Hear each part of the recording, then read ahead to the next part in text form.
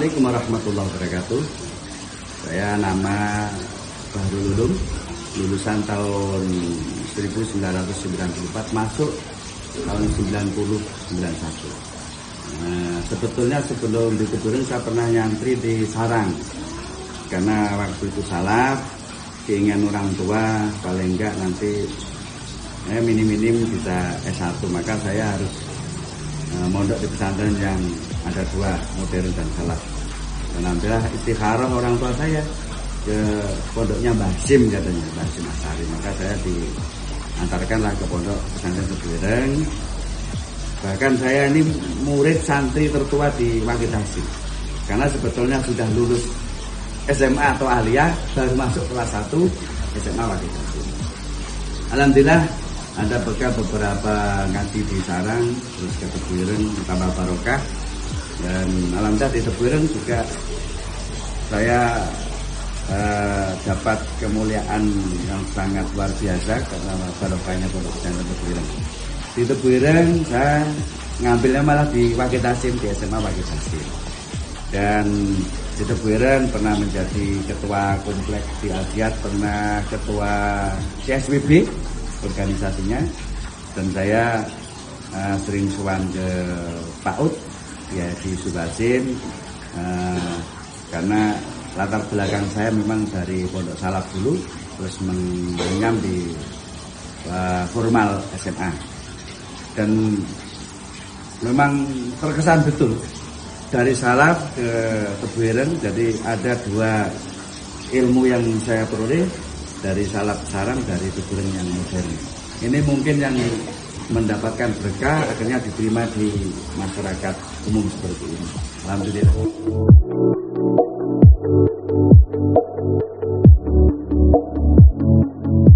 Karena saya ini latar belakang awal salaf plek. Kalau salaf plek itu kan pakai sarung, sandal pun pakai gerapiak, sandal jepit. Di Tebuireng saya harus pakai sepatu. Ya ada yang lelucon ini. Ketika jalan pulang dari Wakil Hasim itu kaki sakit karena lecet semua. Dulu di salaf, baru pakai sepatu itu ketika di Tebuireng. Tapi alhamdulillah kenang-kenangan luar biasa itu yang menjadikan saya disiplin. Karena ya Yusuf Hasim itu luar biasa, disiplinnya luar biasa. Maka ketika ada pondok pesantren seperti ini, dituju masyarakat disuruh buat pondok pesantren, saya ajarkan disiplin.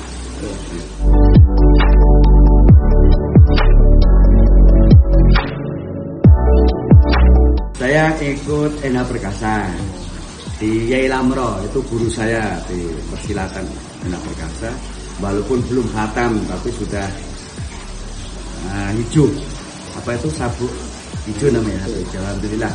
Berikutnya kenal Yai Samsul Ma'arif, pondok Taufik, itu guru nahwu. Terus Yai Komari Soleh, guru Quran. Nah, saya ada yang terkesan nih, perlu saya sampaikan. Ketika saya sowan ke Gus Isom, nah ini, mungkin teman-teman ada yang belum tahu ini. Gus, saya ini pernah mondok sana, mampir sekarang di Tebuireng. Di kampung saya ini, katanya orang tua, harus saya ikut berjuang dakwah. Gimana Gus? Gus Isom mengatakan gini, Bahrul, kalau keluar pondok, lulus pondok, dari rumah bawa tas. Kalau sekarang kopernya Bahrul pulang dari pondok isi alat macam-macam. Ini saya ingat. Contohnya ini biasa. Kalau di koper itu ada geraji, ada palu, ada solder, ada las, bahasanya welding, ada macam-macam alat. Ketika pulang dari pesantren, ada orang kampung minta tolong potongkan pohon kelapa. Di koper ada geraji. Tolong ini mau potong rambut, ada gunting. Tapi kalau di pondok modalnya sedikit, pulang kampung ini agak bingung.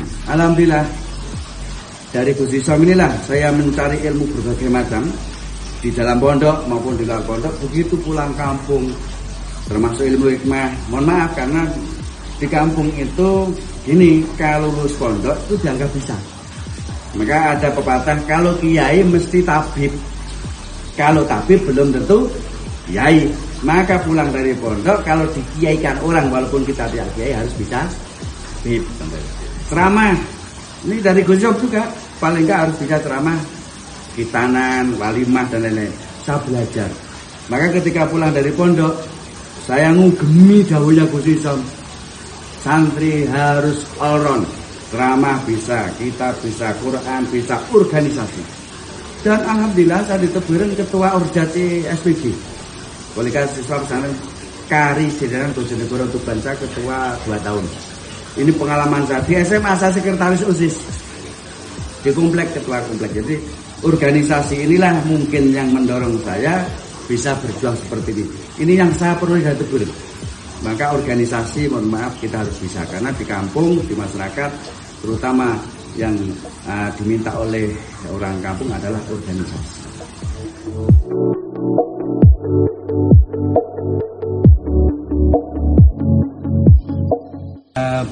Dulu bukan pesantren, namanya Majelis Dzikir, jadi nggak ada pondoknya. Awal berdiri itu tahun 2001 bulan 4 tanggal 22 hari Ahad setengah 10 pagi. Jadi ada santri dari Tuban 7, santrinya paman saya itu ikut. Jadi ketika saya ke Mojokerto, ada santri 7, perempuan 4, laki-laki 3. Ikut ke Mojokerto, padahal nggak ada pesantren. Saya bicara, loh, belum ada pondok, udah mau mondok. Ya itulah, dipaksa oleh umat. Akhirnya mendirikan pondok pesantren pada tahun 2001 bulan 4 tanggal 22 hari Ahad setengah 10 pagi. Berdiri pondok belum ada, tanah pun belum ada, semua pinjam. Jadi kita ini pinjam tanah ke mertua, alhamdulillah mertua mampu, jadi pinjam dulu. Tahun 2003 mertua wakaf tanah. Nah, karena mertua wakaf tanah, salah bangunan awalnya itu bambu bekas, kayu-kayu itu, gentengnya daun tebu, pelit bahasanya sini. Jadi jedingnya itu dari kelaras daunnya pisang, sumurnya masih nimbang ngerek. Nah, berikutnya tahun 2003 ini ada perkembangan, kita sudah, nah itu laku undangan haji, mengumpulkan kalau saya ada ceramah maulid, Isra Mi'raj, walimah, mengumpulkan sebagian uang itu saya buat bangunan yang permanen. Tapi permanen pun tidak habis, sekarang dibangun dengan modern. Jadi bangunan pesantren dan berdirinya pesantren itu sebetulnya dipaksakan oleh umat. Maka saya harap teman-teman ini kalau keluar pondok, ya kalau ada paksaan gimana lagi, kita harus siap. Tapi kembali lagi, ini yang saya catat, koper yang dibawa pulang dari pondok Tebuireng, dibawa pulang ke rumah, alatnya harus lengkap walaupun tidak 100%. Biar kita ini tidak nolak umat. Kalau nolak ini gimana? Karena kita dipaksa oleh umat untuk diberikan pondok pesantren. Tapi yang angkat saya ini teman-teman Tebuireng juga. Pada tahun 2007 kita didatangi oleh almarhum namanya Kiai Haji Dr. Andes Fuad Mahsuni. Nah itu saya ditolong diajak undangan ke luar negeri, Malaysia, Singapura, Brunei, Thailand, Korea. Akhirnya membawa bekal dari sana, bisaroh, jadilah bangunan pondok pesantren kurang lebih ini baik. Sudah ada sanawiyahnya, sudah ada aliyahnya, dan ada program tahfiz hafalan Quran. Seperti itu.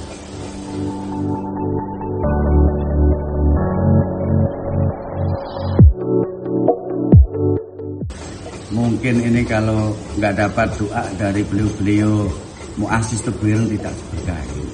Karena saya keliling senusantara, jadi alhamdulillah saya juga pengasuh Jinu, Jamiah Dzikir Ismulak Nahdlatul Ulama, dan keliling Nusantara dari ujung bumi Indonesia ke ujung bumi Indonesia ini karena juga barokahnya dari Tebuireng. Ada cerita lucu, mohon maaf ini barangkali teman-teman Tebuireng.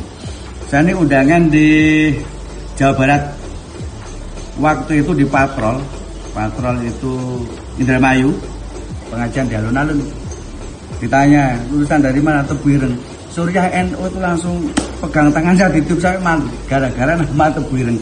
Tapi mohon maaf ya, kita usaha jangan memalukan nama Tebuireng. Walaupun kita lulusan Tebuireng, bagaimana kita menampakkan bahwa keberkahan Tebuireng lah sebetulnya kita seperti ini. Dan saya terima kasih keluarga dalam Tebuireng, termasuk khusus beliau Kiai Yusuf Hasim. Nah, waktu itu pengasuhnya Kiai Wasim. Ketika saya mau pulang ke pondok didoakan betul. Bahkan habis ke dalam saya disuruh ke makom itu sama abah saya. Ke makom dulu. Beliau Mang Baroh inilah sebetulnya yang mendoakan kita. Kita itu nggak ada apa-apanya kalau nggak ada barokahnya Tebireng. Mohon maaf, nol kita ini. Maka jangan lupakan Tebireng walaupun kita menjadi orang yang besar seandainya seperti itu. Jangan lupakan Tebireng. Bahkan keduriannya sekarang. Kalau sempat sowan, karena keberkahan kita itu keberkahan guru kita.